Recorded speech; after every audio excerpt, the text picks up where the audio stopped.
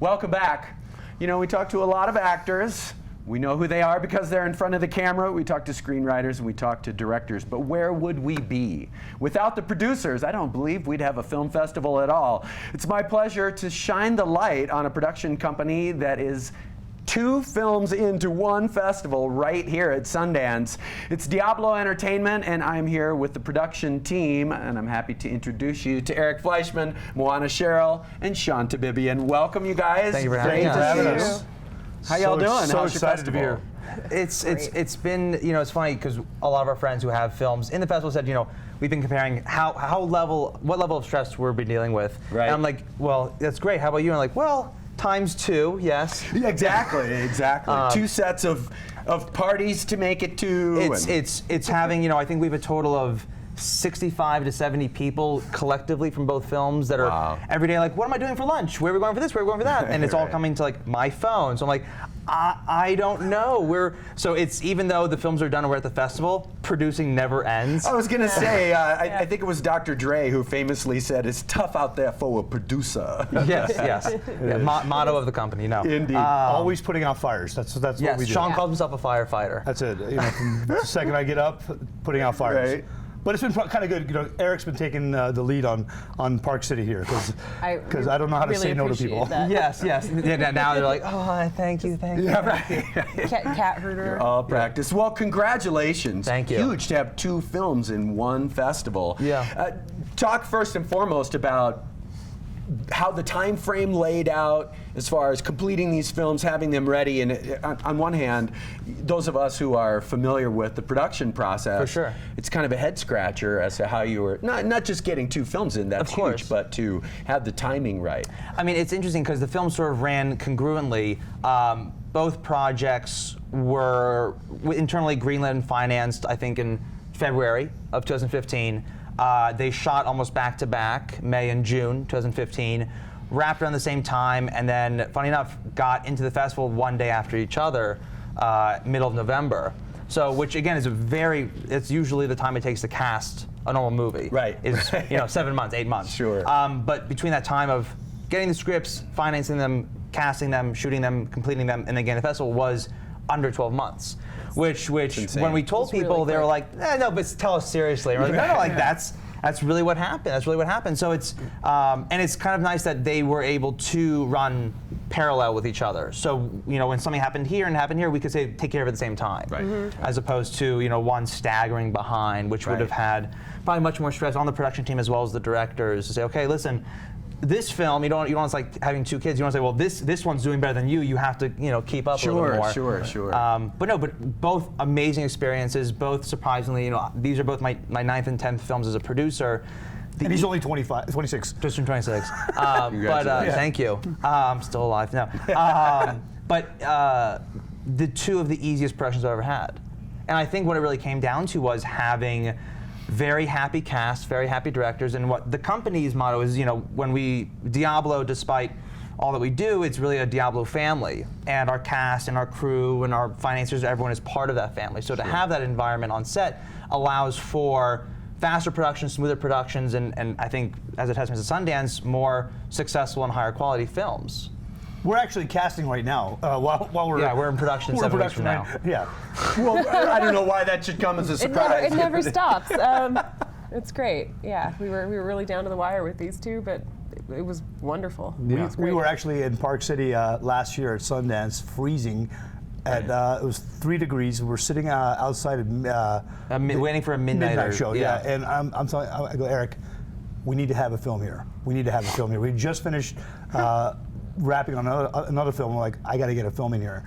And yeah, once you're here physically, and you feel the juice, the vibe. And not that the fact that the cold weather was the reason we decided to make more movies. That's right. You wouldn't have to stand outside. Let's get back to LA right away. Yeah, just goes to Antarctica. Man, it's so cold. We got to make some more movies. We got to start a film festival here. But you know, I think that was your first time coming to Sundance. Yeah, that was my first time at Sundance. And I was like, I think this is my 4th time here. But this is my favorite film festival, just because how intimate it is.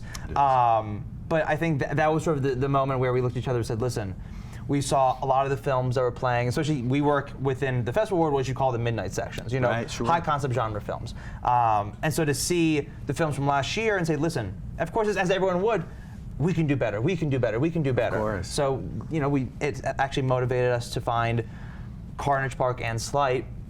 Okay, let's see what we can do with these. Fantastic. Yeah. And let's talk a little bit about these films. Yesterday, we were fortunate enough to have Giona Ostinelli, the composer, on Carnage Park, so we talked a little bit about that. My first exposure to Slight looks fantastic. I'm really drawn in by the trailer that we're going to watch. Sorry, the clip we're going to watch in just a moment. For sure. I mean, Slight was, I mean, if you want to compare back and forth, Slight, very different films. Yes. Slight is an urban superhero origin story. And Carnage Park is, you know, paying homage to Sam Peckinpah films, and it's a non-linear daytime thriller. So it's, you know, but Pulp again, Fiction in the desert. I call Pulp Fiction in the desert. Nice. The director Mickey Keating goes, okay. He has a much better pitch than that. But the idea behind both were finding stories that not only hadn't been told before, but that audience today, which are, again, I should point out, are becoming smarter and smarter and smarter. Absolutely. Don't want to see the same stories over and over and over again. So it's like, let's find something that not only is relatable, that exists within the world that we live in, but that you have not seen a film being told this way. To touch on Giona and I met in college at USC. He did my junior thesis, and he's done, I think, 7 of my 10 films for compositions. Fantastic. He's great, and his resources are astronomical. And Charles Scott IV, who did Slight, is J.J. Abrams' in-house, I think, I don't say composer, orchestrator. That's not, I made it. Basically, he works, he's J.J.'s guy. So Right, that's what he is. I think that's what it says on his And literally, it's like And JJ's for a guy. company like us to be able to utilize and get these resources, Huge. I mean, that's the big thing here. You know, you have a person who's working on $200, $300 million films. Right. Just got Star Wars. Yeah, just getting off Star Wars and coming out and helping us. It's just beautiful. It's what you know. It's an Good indie karma, my friends. Yeah, it is. Yeah. Very good karma. Yeah. Moana, talk a little bit about your responsibilities, your job, and all that running around that you do. So my job as head of production, I will either oversee the line producers or line produce myself. So it's making the budget and schedule and trying to figure out how we can make these great big ideas for the small amount of money we've managed to fundraise. And so it's a lot of working with the director creatively to figure out, okay, I feel like this scene might be a little too expensive for us, but it's a great scene, and let's discuss it, and bringing it kind of within our realm without hurting the story and the integrity of the story's the original integrity. And then a big important thing for me is my relationships with crews. I hire the crews, of course, with their approval for heads of department, but relationships, especially at our level, where we're bringing people in that are working on these big films and then bringing them to our small films. Our relationships and the way we treat each other is absolutely how we get these films done. And it goes back to the idea of family. You know, that's really what's most important. Sure. So if I can, let's set up a little scenario. Sure. And I'm curious how you guys will move forward. All right. So we're here. Let's just say it's Sundance 2016. Okay. And you are on the cusp of a huge hit. Okay. A hit film. Could very well be one of these two films, I'm imagining. Yes. Let's hope. Brings a very nice windfall into the company. Will you continue to keep the same approach in terms of microfinancing? Will you start making bigger films? Would you like to make bigger films? It's a brilliant question. I'm glad you asked, because that has been something. We've been discussing that. We get asked all the time. We can make big films. We just like to make films that we like to make. And you know, when you work in this budget range that we work in, you know, it makes you become more creative, and it really brings out the true essence of storytelling, which is what we love. You know, yeah, sure. I talk to Moana all the time, and I say, well, can we, you know, do this? Can we put a building here? Can we blow up this building? Can we do this? And Moana's always saying, no. You know, why can't we have a chase scene? She's like, you know how much a chase scene's going to cost? You know, it can be on foot. Can we have turkey and cheese for lunch? Sorry, just cheese. We don't skip on food. Yeah, we do one of the biggest. Very well, yeah. No, but I think, you know, that's where all the money goes. Yes. Well, these are serious considerations for a production We keep team. them happy. Let's face it. And they're going to come there and work at, you know, know, like half. at the rates, with the, you know, a lot of the people that we work with, I mean, they get paid a lot of money, you know, working for big studios. Sure. They come to us because we treat them like family. They come to us because we greenlight their projects that they have going on, which is what we want to do. So yeah, I think that the big answer really is the level that we're working at right now.